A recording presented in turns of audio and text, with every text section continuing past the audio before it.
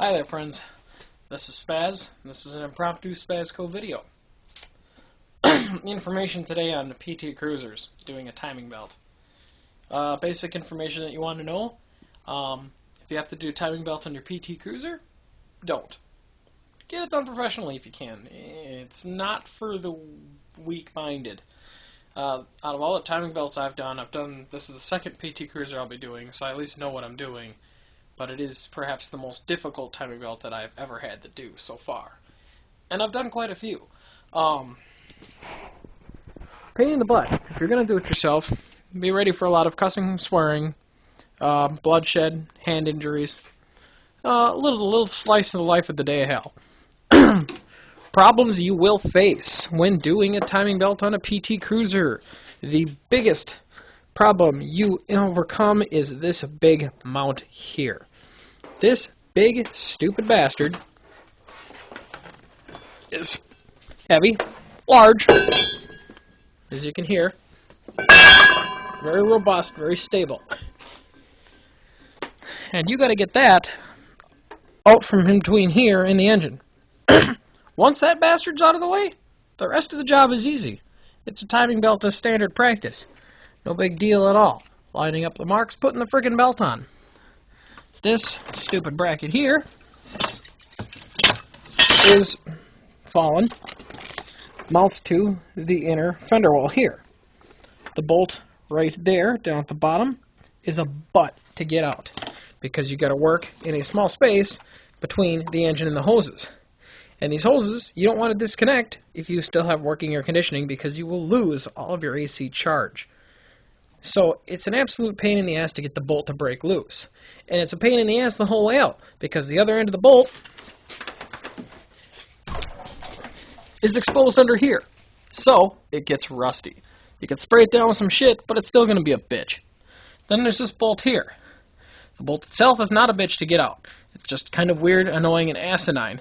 That is a motor mount inside there, housed inside a part of the frame. That bolt goes through and bolts right there on that beast. That's the bastard. That's the most difficult thing to get off.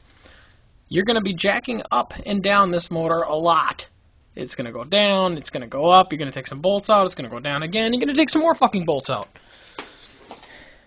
The motor will go surprisingly high. Also, the other thing that makes this bracket a pain in the butt is those 3 bolts there. Those 3 bolts are what holds your power steering pump in place, which is down here. And these bolts you can get it from here.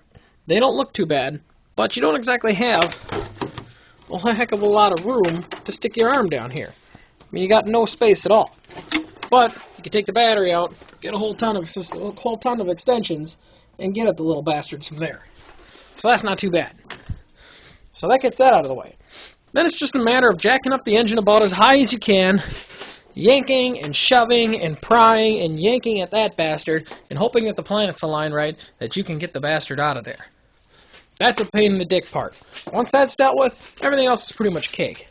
Another pain in the ass, harmonic balancers. Chrysler harmonic balancers on the 2.0, 2.4 liter single red cam, dual red cam engines. These engines were used in Chrysler, Dodge, and Plymouth Neons.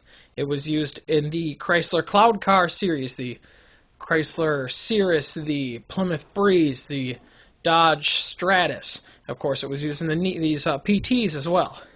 They all have this harmonic balancer, which is pressed on very tightly. So you can see it here.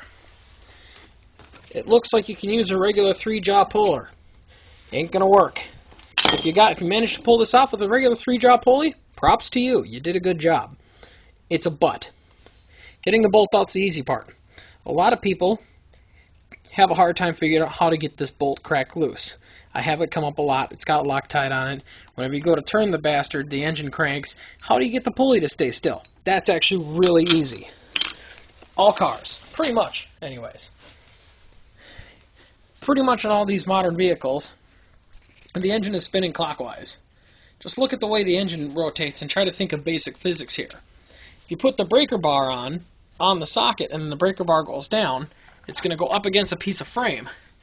The motor turns clockwise, breaker bar hits the frame and stops. Motor goes clockwise, it's like you're turning the breaker bar counterclockwise to loosen the bolt. So, pretty simple. Put the socket on, put the breaker bar on, put it up against a piece of frame, reconnect your battery, hit the key to try and start it, but just momentarily, and it'll crack that bolt loose. No problem. Then you can just pull it right out. Unless if you have impact tools. Obviously, impact tools are the easiest, but a lot of us garage mechanics don't have impact tools. As a matter of fact, the garage I'm in right now doesn't even have power. That light is an RV light. It's running off of a lawn and garden 12-volt battery. Same thing with the shop light here, 12 volts. Impact isn't really an option, unless if I had money for a nice fancy rechargeable impact, which I don't because I'm poor. So yeah. Pressing off that harmonic balancer, Dodge Neon engines, PT Cruisers, blah blah blah. They have a separate type of 3-jaw puller. Specifically says Chrysler Harmonic Puller. This is an ever tough tool. These are free to rent at O'Reilly Auto Parts stores. That is where I work.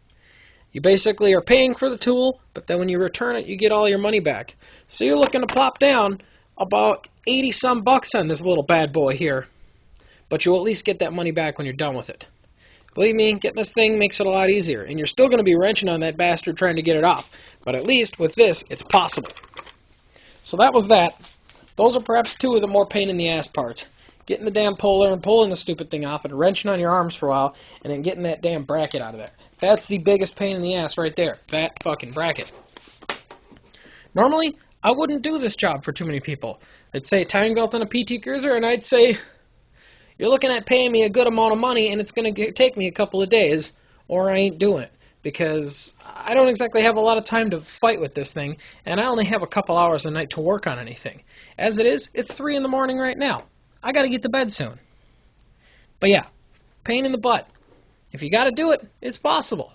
But I wouldn't recommend it. Pain in the ass. Anything else? I was thinking nothing too special. Everything else I've ever had to do on PTs is pretty easy.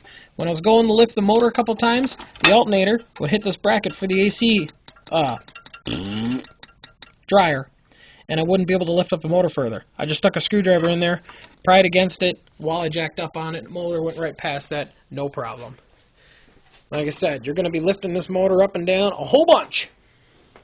So yeah, timing belt. Most manufacturers recommend replacing the timing belt around 80,000 miles. This PT has 77,000 miles. The timing belt is still in pretty good shape. It doesn't even have any dry rot cracks on it, but we're replacing it now. 2.4-liter dual overhead cam engine runs the possibility of being an interference engine via valve-to-valve collision. So if your timing belt does break in your PT, not too likely that it's going to be damaged. Usually you get pretty lucky.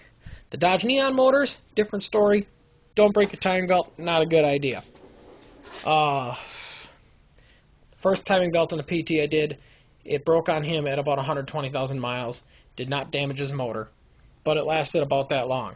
So I'd recommend if you have a car with a timing belt, and as far as you know it's the original timing belt, and you've got about 100,000 miles in your car, I'd strongly advise you take a look at it and see about getting it replaced. If it's a PT Cruiser, get ready to pay out the ass to have it done, because it's not a cheap ordeal. Well, that's my impromptu video for today. Hope some of this information helps. I'm just happy that I got that stupid bracket out of there. As for the rest of it, I'll go crazy tomorrow night. I think I'm done for tonight.